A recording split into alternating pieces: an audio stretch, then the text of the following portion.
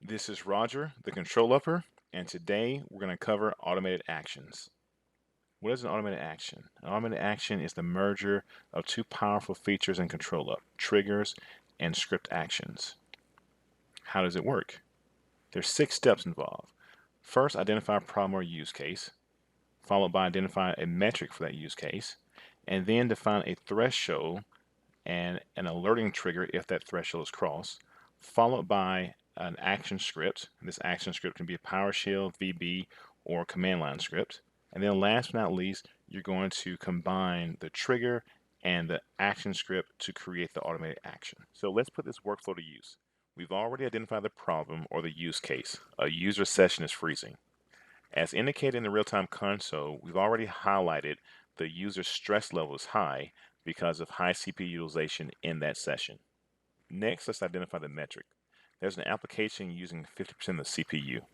So in the real-time console, I'm using the virtual expert to drill down to look at the processes that Crystal's using. So here I see that there's an application that's using 50% of the CPU, and this application is MedApp64. Next, I'm going to define the threshold and create a trigger or an alert. So if the application exceeds 25% CPU usage, which is my threshold, I'm going to alert the application owner. So in the real-time console, I'm going to select triggers, add trigger, I'm going to create an advanced trigger, my record type is going to be a process, and now I'm going to define the application that I want to monitor. In this instance, it's MedApp64, but I can also use a wildcard. So I'm going to change the application name to star.exe, and then I'm going to select my CPU because this is the threshold that I want to monitor for. Click Next. I'm going to change my scope down to the RDS directory, and then I'm going to add in the application owner as who I want to contact if this threshold is crossed. Click Next, and I'm going to change my name to a more appropriate name for this trigger. So this is the MedApp CPU alert trigger. And then I'm going to click Finish and click OK. Now my threshold and my trigger have been defined. So now let's test our newly defined threshold and trigger or alert. So we see MedApp64 has been started. In a second, we should see MedApp64 cross that 25% threshold as indicated. So now, if I check my email, I should have an alert about that threshold being crossed. So the application is using 50% of the CPU. Here's the email. And as you see here, if I scroll down to the bottom, you'll see this is the actual alert about crossing that threshold. The next step is to identify or create an action script, and that could be a PowerShell, VB, command line, or batch script. So in the real-time console, I'm going to go to Script Actions.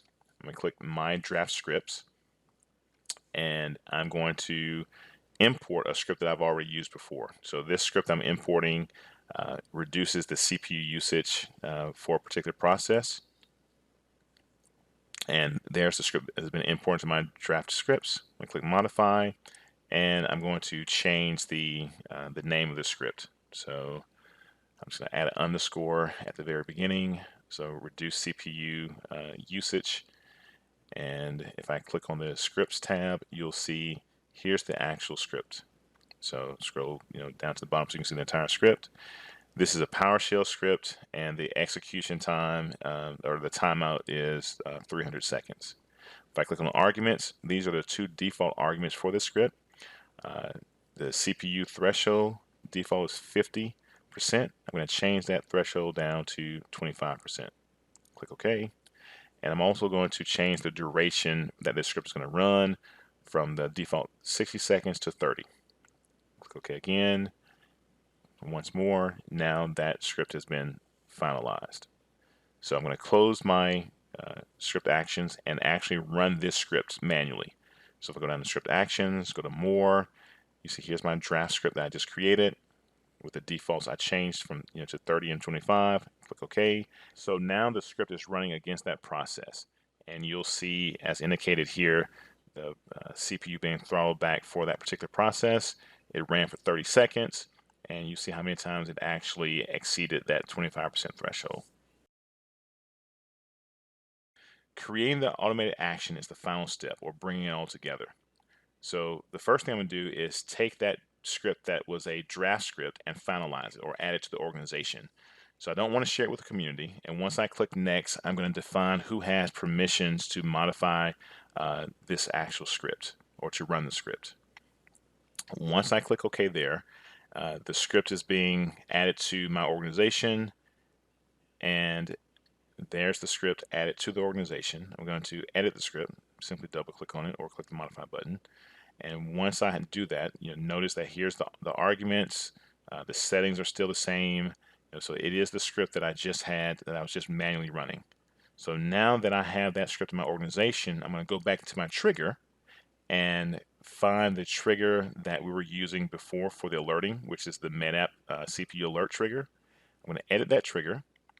All my defaults are still there from before, but this time, once I get to the next steps, I'm going to keep that email notification, but now I'm going to choose run an action. If this is the first time that you're using run as an action, the automated actions wizard will come up. You click next, and then you select which scripts that you want to be set as automated actions. I'm going to select all, so all the scripts in my organization can be used, and then I'm going to check this box at the bottom so that any future scripts that I add to my organization will be allowed to be automated.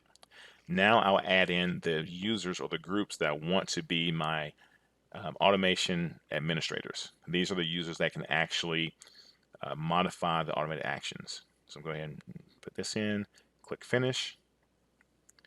And once this finishes, I'm going to then be able to add the scripts that I want to run. So reduce CPU usage.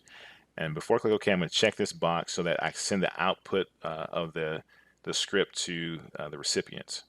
Click OK. I'm going to change this down to 1 minute for this demonstration so it'll run faster. So I don't have to come back here and do this again. Click next.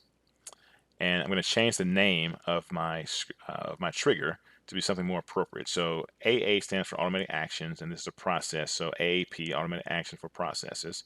I'm going to click finish, and you see that my name is changed. Click OK. And now I'm going to start that application again. And in a second, you're going to see it cross the threshold. So there's the application crossing the threshold. And my automated action is going to take place. And how do I know that? Because if I'm looking at that metric, I see that metric is now going down. So my automated action is actually running as we speak. So the last thing I'm going to do is check my email so I can see if the alert that we created actually came through. So as you see here, I have the first email that was the trigger that I created that's telling me that the threshold was crossed. And if I go back in and hit refresh, I should see my second email, which is the output of that script. So this is the email with the script attached. I go down to the bottom, and I will just click on the output, and this is the output of that script that ran for 30 seconds. So as you can see, the automated action was a success. This is Roger, the ControlUp'er. Thanks for your time. If you want to learn more, please go to www.controlup.com.